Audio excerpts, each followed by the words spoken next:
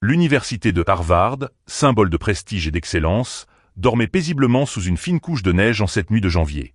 Les lumières tamisées des couloirs laissaient deviner des silhouettes fatiguées quittant les bibliothèques, les bureaux se refermant les uns après les autres. Il était déjà passé 3 heures du matin. Le professeur Émile Laurent, brillant mathématicien d'origine française, venait de terminer une longue réunion par visioconférence avec une université européenne. Exténué, il ramassait ses affaires quand il réalisa qu'il avait oublié ses notes dans l'amphithéâtre 214. Saisissant son manteau, il décida de retourner les chercher. En traversant les couloirs déserts du bâtiment, il entendit le bruit lointain d'une craie sur un tableau. Étonné, il s'arrêta net. Qui pouvait bien être là à une heure pareille? Par curiosité, il s'approcha doucement, évitant de faire craquer le vieux parquet. Ce qu'il vit en passant discrètement la tête par la porte entr'ouverte le figea sur place. Une femme de ménage, en uniforme simple, était debout devant le tableau noir, entourée de seaux et de chiffons, en train de résoudre une équation complexe que même ses meilleurs élèves peinaient à comprendre. Émile resta figé, incapable de détourner les yeux. La femme, concentrée, mordillait légèrement sa lèvre inférieure en tenant une craie d'une main tremblante. Sur le tableau, il reconnut immédiatement une équation différentielle avancée que seuls les étudiants en doctorat osaient affronter. Et pourtant, elle écrivait ligne après ligne avec une assurance presque insolente. Il aurait pu intervenir à cet instant, mais quelque chose l'en empêchait. Il préféra rester là, caché derrière la porte entr'ouverte, observant chaque geste, chaque regard qu'elle posait sur les symboles complexes. Son esprit rationnel cherchait une explication. Était-ce une blague? Une mise en scène? Une coïncidence? Mais tout dans son attitude respirait la sincérité. Ses hésitations légères, ses reprises de calcul, ses soupirs discrets. Elle ne jouait pas.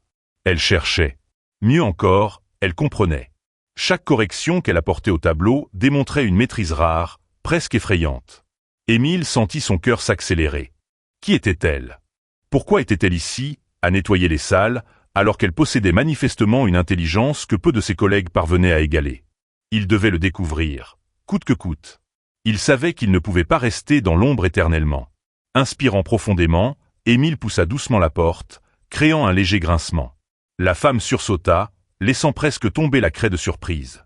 Elle se tourna lentement vers lui, les yeux écarquillés comme une élève prise en faute. « Bonsoir. Ou plutôt, bon matin », murmura-t-il avec un léger sourire pour détendre l'atmosphère. Elle recula d'un pas, visiblement mal à l'aise, essuyant ses mains sur son tablier comme pour se justifier. « Je suis désolé, monsieur. Je voulais juste nettoyer le tableau. » Émile s'approcha lentement, levant les mains pour lui montrer qu'il ne lui en voulait pas. « Vous étiez en train de résoudre cette équation, n'est-ce pas? Ce n'est pas un simple gribouillage. Vous avez fait toutes ces étapes vous-même. » La femme baissa les yeux, rouge de honte, comme si elle venait de révéler un secret interdit.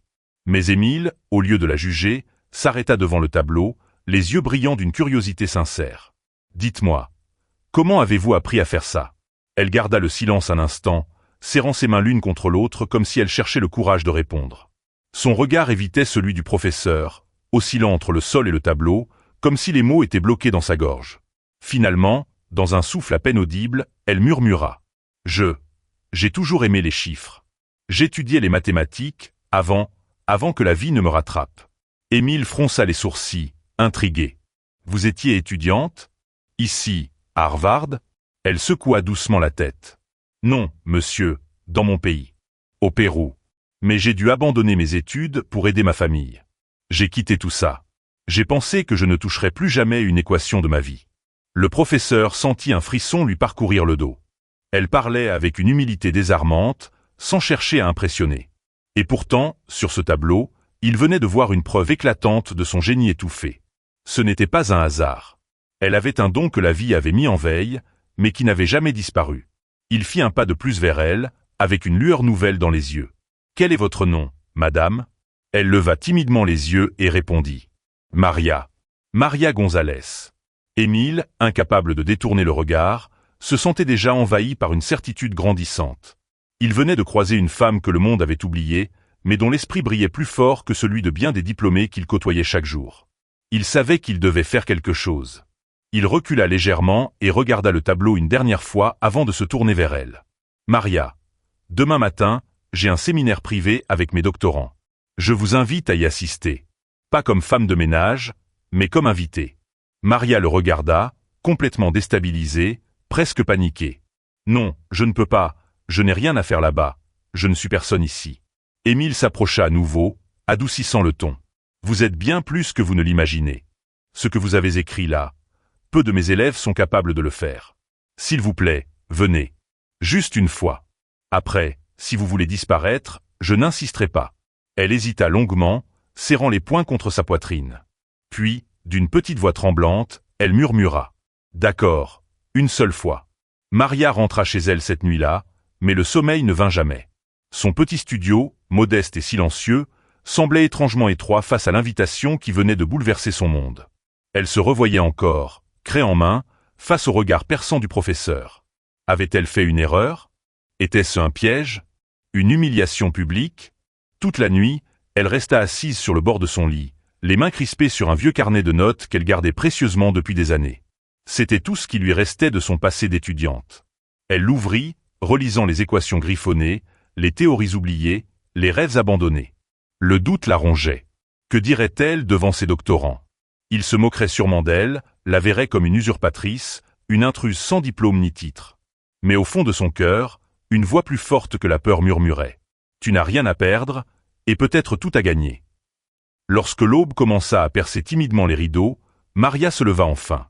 Elle enfila ses vêtements les plus simples, attachant ses cheveux en un chignon maladroit. Son cœur battait à tout rompre, mais elle était décidée. Elle allait affronter ce défi, une dernière fois. Maria traversa le campus la tête basse, évitant les regards. Chaque pas vers l'amphithéâtre semblait plus lourd que le précédent. Lorsqu'elle arriva devant la porte, elle hésita. Son cœur lui disait d'entrer, mais sa peur lui murmurait de fuir. De l'autre côté, les étudiants en doctorat commençaient à s'installer. Émile les accueillait, feignant une sérénité qu'il ne ressentait pas vraiment. Lui aussi se demandait comment tout cela allait être perçu. Mais lorsqu'il aperçut Maria dans l'embrasure de la porte, il lui adressa un sourire sincère et fit un geste pour l'inviter à entrer. Les regards se tournèrent immédiatement vers elle. Certains étudiants échangèrent des chuchotements, visiblement surpris de voir la femme de ménage dans leur sanctuaire académique. Maria sentit ses jambes fléchir, mais elle repensa à cette voix intérieure qui l'avait poussée à venir. Elle inspira profondément et avança. Émile, voyant son malaise, brisa le silence. « Je vous présente Maria Gonzalez. Aujourd'hui, elle est notre invitée. Écoutez-la. Vous pourriez bien apprendre plus que vous ne l'imaginez. » Les étudiants, perplexes, s'installèrent en silence, ne sachant pas à quoi s'attendre. La leçon la plus inattendue de leur vie était sur le point de commencer. Émile invita Maria à s'approcher du tableau, mais elle resta immobile, ses mains tremblant légèrement. Elle observa les visages autour d'elle, certains pleins de curiosité, d'autres de scepticisme. Le professeur se tourna vers elle, et à voix basse, lui souffla. « Faites-le pour vous. Oubliez le reste. » Maria ferma les yeux une seconde, inspira profondément et s'avança lentement vers le tableau noir. Le silence dans la salle était presque oppressant. Chaque pas résonnait comme un coup de marteau sur ses nerfs à vif. Arrivée devant le tableau, elle prit une craie, la fit tourner entre ses doigts, puis, avec une assurance qui surprit même Émile, elle commença à écrire une équation complexe. Les premières lettres et symboles apparurent comme une danse maîtrisée, fluide, presque naturelle. Les étudiants se redressèrent dans leurs sièges, leur regard changeant progressivement de la moquerie à l'étonnement pur.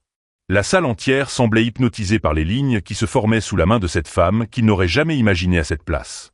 Et à cet instant, Maria comprit que ses années perdues n'étaient peut-être pas perdues du tout. Maria, une fois lancée, oublia complètement le monde autour d'elle.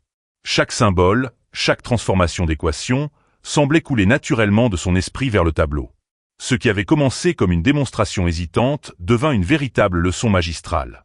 Les étudiants, d'abord incrédules, commencèrent à se pencher en avant. Certains prenaient des notes, d'autres se regardaient sans un mot, surpris par la clarté de ce qu'elle expliquait. Elle utilisait des termes précis, des raccourcis élégants, des raisonnements que même Émile n'avait jamais formulés de cette manière. Il observait, fasciné, cette femme qui, la veille encore, passait inaperçue avec ses seaux et ses chiffons. Aujourd'hui, elle tenait en haleine une salle pleine de chercheurs, non pas par son titre ou son statut, mais par la pure puissance de son intelligence et de sa pédagogie naturelle. Quand elle se retourna enfin, une fine couche de sueur sur le front, elle vit les regards fixés sur elle. Pas un seul ricanement, pas une seule moquerie. Juste du respect, mêlé à une profonde admiration. Maria baissa la craie, et pour la première fois depuis des années, un mince sourire s'étira sur ses lèvres. Elle avait repris ce que la vie lui avait arraché. Elle venait de se prouver qu'elle était encore capable. Le professeur Émile, les bras croisés, observait la scène avec une fierté grandissante. Mais il savait que le véritable test viendrait maintenant, les questions.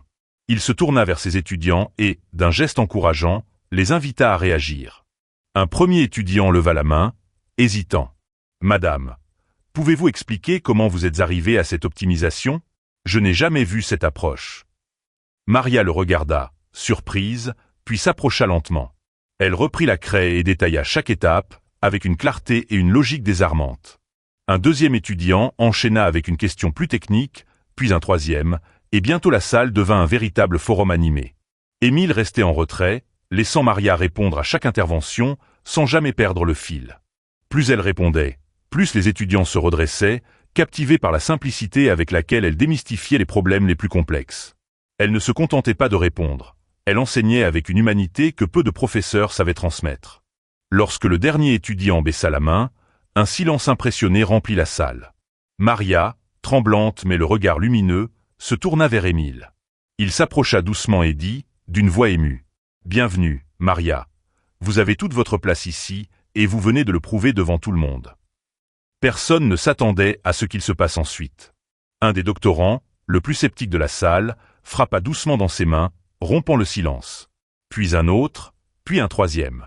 En quelques secondes, la salle entière se leva pour applaudir. Maria resta figée, incapable de croire ce qu'elle voyait. Ses mains tremblaient, ses yeux s'embuaient. Elle avait imaginé les moqueries, la honte, le rejet, jamais cette ovation sincère. Elle porta la main à sa bouche, submergée par l'émotion, incapable de retenir les larmes qui coulaient déjà sur ses joues. Émile, les yeux brillants, s'avança et lui tendit la main, non pas comme un professeur à une invitée, mais comme un collègue à une égale. Maria, encore tremblante, serra cette main avec une force qu'elle ne se connaissait pas. C'était plus qu'une poignée de main, c'était une reconnaissance officielle. Lorsque les applaudissements cessèrent enfin, les étudiants s'approchèrent un à un pour la remercier, poser encore des questions, et surtout, lui dire combien ils avaient été inspirés. Maria, la femme invisible qui nettoyait les couloirs de Harvard, venait de devenir une source de respect et d'admiration pour ceux qu'elle avait tant redouté de croiser. Quand la salle se vida, Émile resta seul avec Maria. Il la regarda ramasser ses affaires, encore troublé par ce qu'elle venait de vivre. Mais il savait qu'il ne pouvait pas la laisser repartir sans aller au bout de ce qu'il avait en tête depuis la veille. Il prit une profonde inspiration et déclara d'une voix ferme. « Maria, ce que vous avez montré aujourd'hui dépasse tout ce que j'ai vu depuis des années ici. Je veux que vous intégriez officiellement notre programme. » Maria tourna la tête, les yeux ronds de stupeur. « Intégrer le programme ? Mais je n'ai pas de diplôme américain, je n'ai pas les papiers nécessaires, je n'ai rien. » Émile s'avança avec assurance. « Laissez-moi m'occuper de ça. Vous avez la capacité. Je peux vous aider à reprendre vos études en auditeur libre, à régulariser votre situation. Vous n'êtes pas une femme de ménage, Maria. Vous êtes une mathématicienne.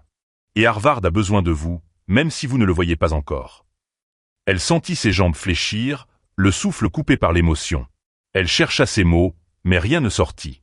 Tout ce qu'elle parvint à faire fut de poser une main tremblante sur sa poitrine, là où son cœur battait à tout rompre. Elle comprit alors que sa vie venait de prendre un tournant qu'elle n'aurait jamais osé rêver. Maria sortit du bâtiment peu après, encore sous le choc de tout ce qu'elle venait de vivre. Le froid de la nuit sembla la ramener brutalement à la réalité. Elle marcha lentement jusqu'à son petit appartement, chaque pas chargé d'un mélange de peur et d'espoir. En refermant la porte derrière elle, elle s'adossa contre le mur et glissa jusqu'au sol, les larmes roulant librement sur ses joues. Comment pouvait-elle croire à tout cela? Une femme invisible la veille, acclamée et invitée à rejoindre l'un des programmes les plus prestigieux du monde le lendemain. C'était trop beau pour être vrai. Elle regarda autour d'elle, les murs vides, les meubles simples, les factures entassées sur la table. La vie qu'elle avait construite ici était une survie, pas une vie de rêve. Une petite voix en elle murmurait que tout cela finirait par s'effondrer, qu'elle allait se réveiller, que rien n'était réel. Mais dans son sac, elle sentait encore la craie qu'elle avait gardée après la leçon. Elle la sortit, la serra dans sa main et ferma les yeux.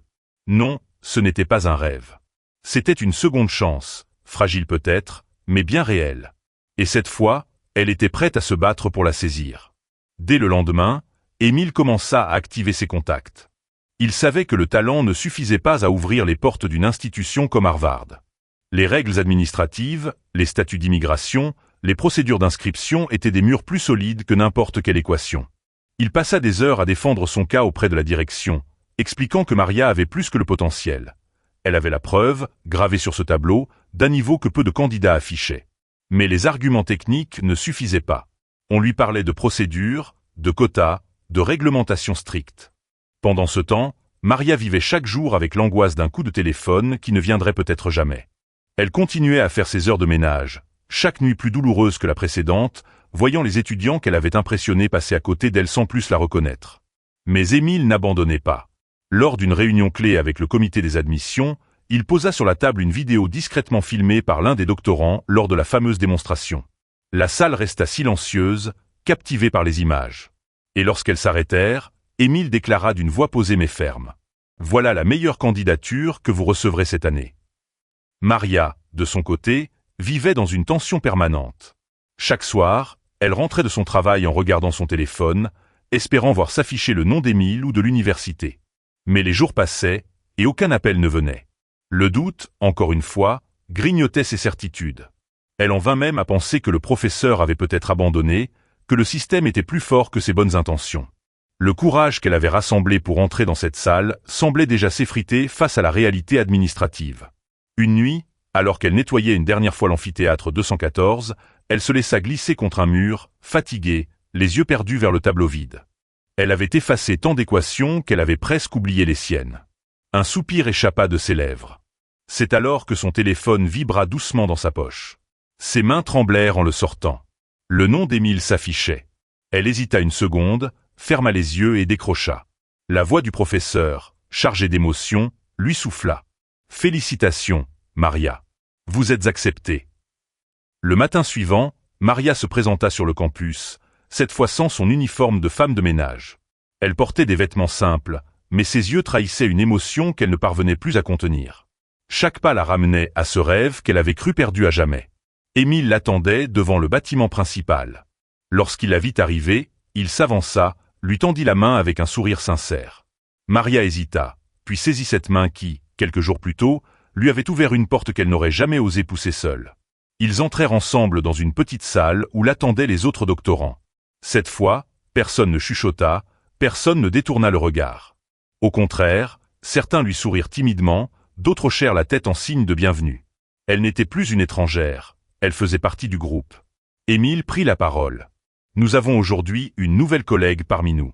Vous la connaissez déjà, et vous savez ce dont elle est capable. Accueillons Maria Gonzalez comme l'une des nôtres. » Les applaudissements reprirent, mais cette fois, Maria ne pleura pas. Elle sourit avec une force nouvelle. Elle savait que ce n'était que le début. Assise au premier rang, Maria écoutait Émile lancer la première session du séminaire avancé. Autour d'elle, les autres étudiants prenaient des notes avec une attention quasi militaire. Mais cette fois, elle n'était plus une spectatrice cachée dans l'ombre d'un seau et d'un balai. Elle était une élève à part entière. Émile posait les bases d'un problème ouvert, un défi que personne n'avait encore su résoudre.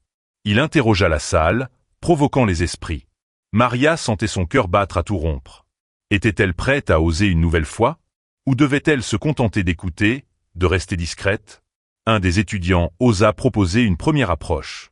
Un autre tenta une deuxième piste. Mais Émile, les bras croisés, attendait plus.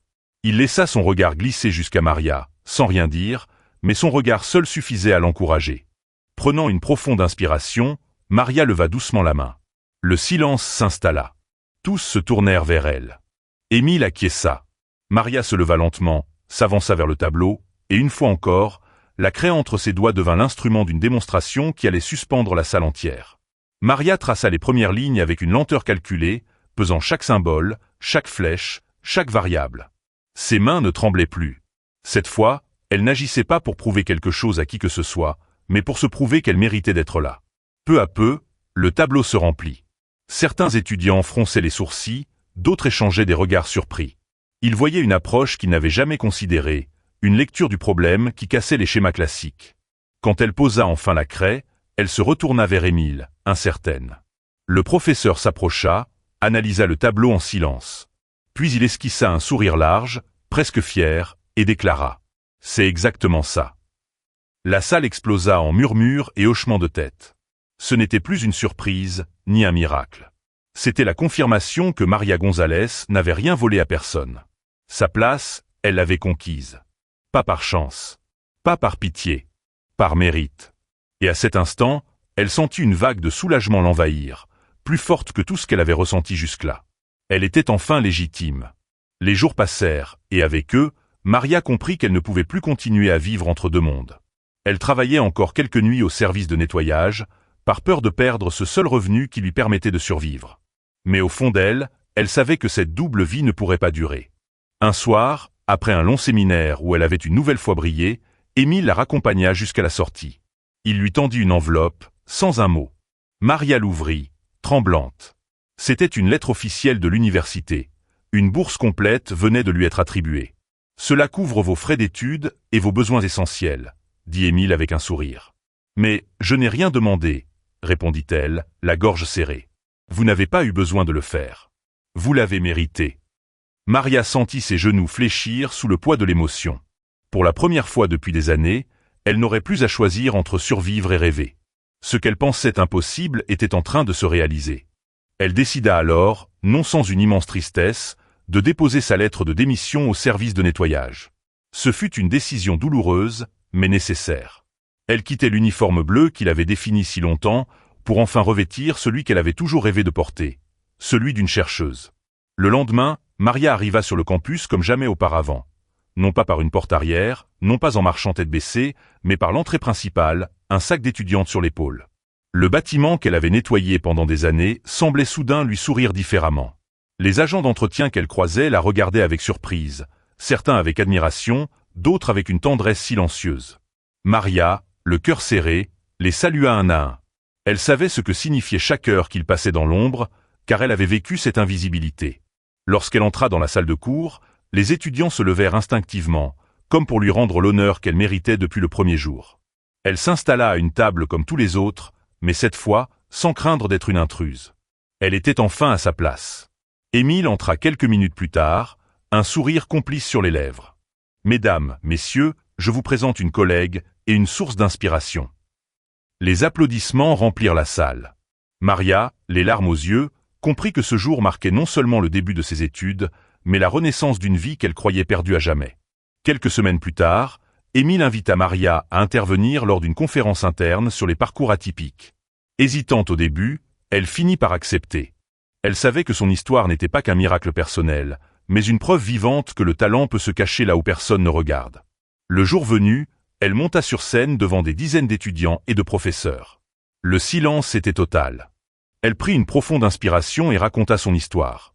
Le Pérou, les sacrifices, le nettoyage de salle qu'elle rêvait d'intégrer, le professeur qui l'avait surprise une nuit, et la peur d'être toujours vue comme celle qui n'avait pas sa place.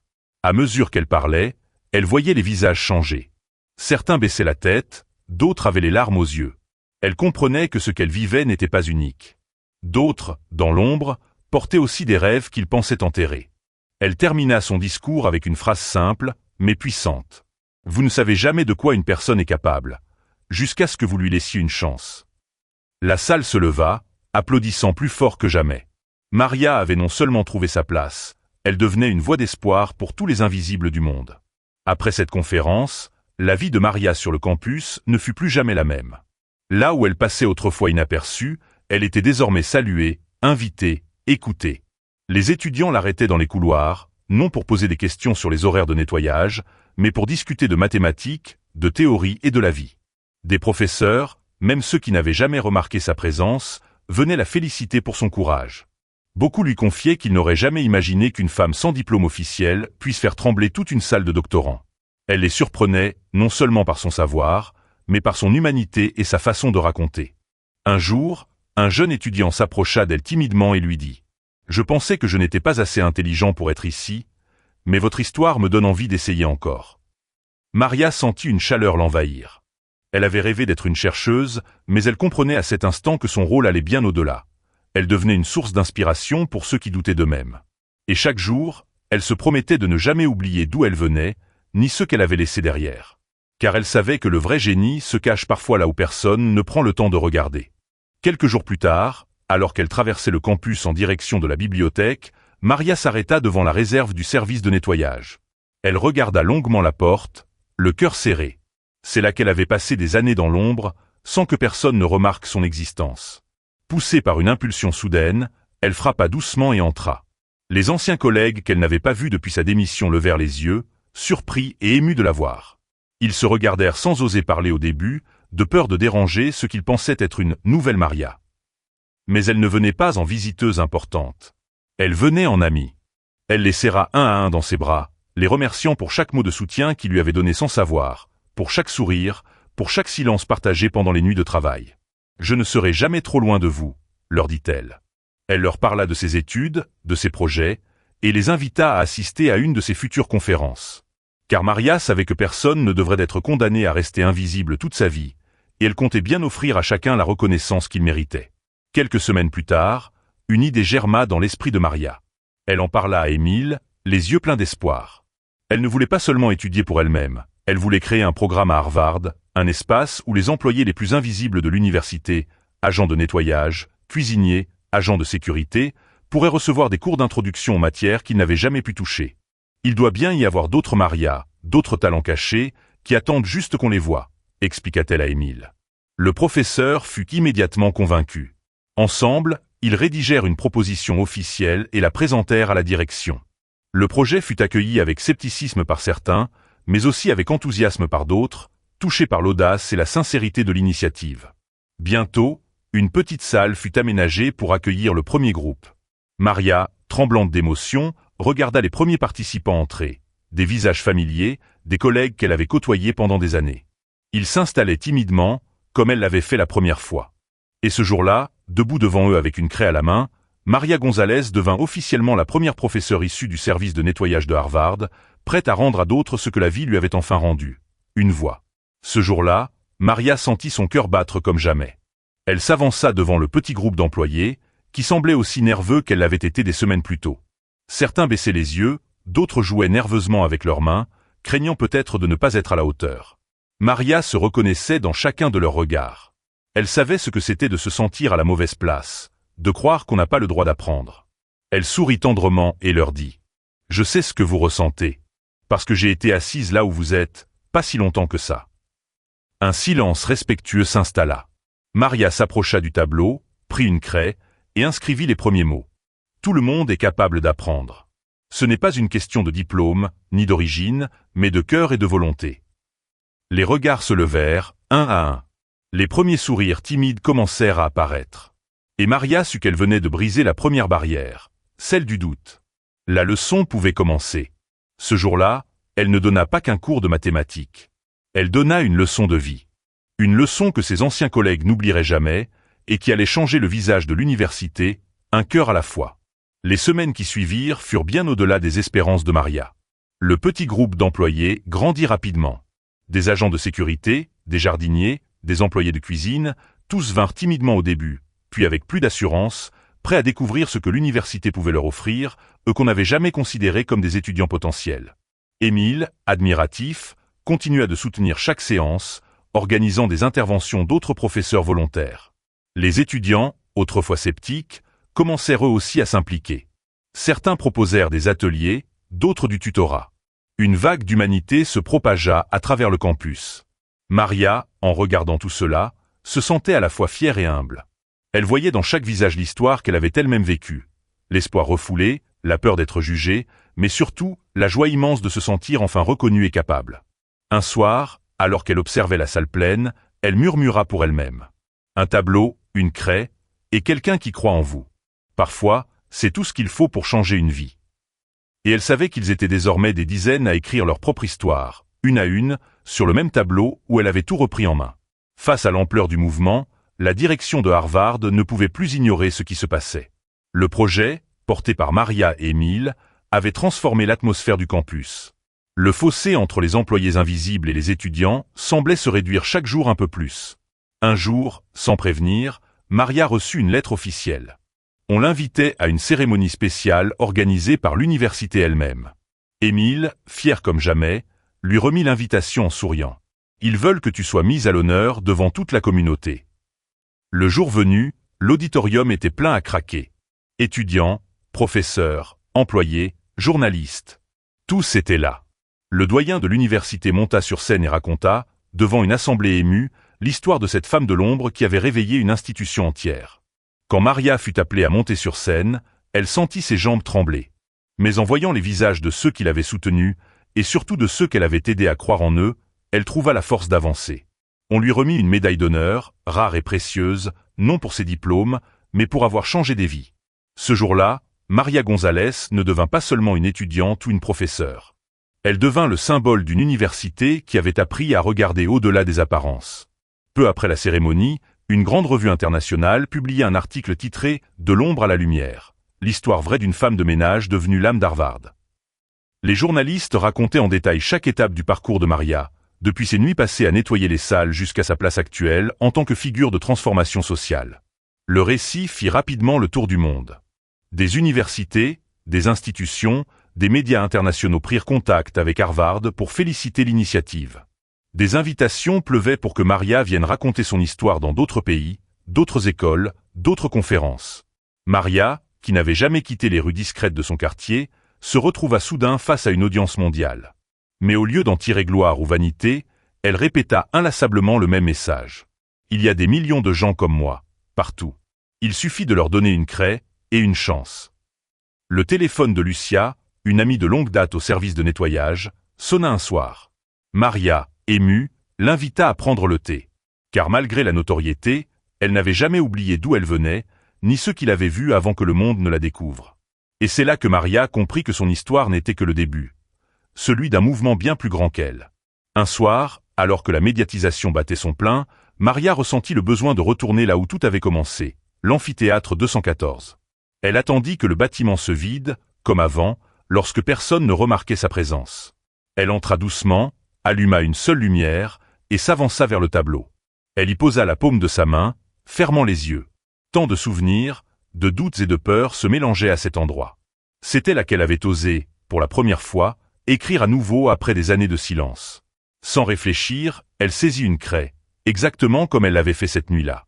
Mais cette fois, elle n'écrivit pas une équation. Elle traça simplement ces mots. Tout commence quand quelqu'un vous voit. Puis, elle recula, regarda une dernière fois le tableau et sourit. C'était plus qu'un souvenir. C'était un témoignage pour les invisibles qui viendraient après elle, ceux qui attendent encore dans l'ombre que quelqu'un tende la main. Maria éteignit la lumière, ferma la porte doucement, et en sortant, elle sut que son combat n'était pas terminé. Il ne faisait que commencer. Les mois passèrent, et le petit programme lancé par Maria devint une véritable fondation. Elle l'appela « La Voix des Invisibles », en hommage à tous ceux qui, comme elle, avaient attendu trop longtemps qu'on leur tende la main. Ce programme ne se limita plus à Harvard. Il s'étendit à d'autres universités, à d'autres pays. Maria devint une figure respectée et aimée à travers le monde. Mais elle resta fidèle à ses valeurs. Jamais de costume, jamais de distance. Elle continua à enseigner les bases, à s'asseoir par terre avec ses élèves, à écouter plus qu'à parler, à voir là où les autres détournaient le regard. Un soir, lors d'une conférence internationale, elle termina son discours par ces mots. « Regardez autour de vous. Il y a des génies qui balaient vos couloirs, qui servent vos repas, qui nettoient vos tables. Ouvrez les yeux et donnez-leur une chance. » La salle se leva pour une standing ovation. Mais Maria ne chercha ni les projecteurs, ni les honneurs. Elle quitta discrètement la scène, les larmes aux yeux, se rappelant la femme qu'elle était autrefois, seule avec une craie à 3 heures du matin.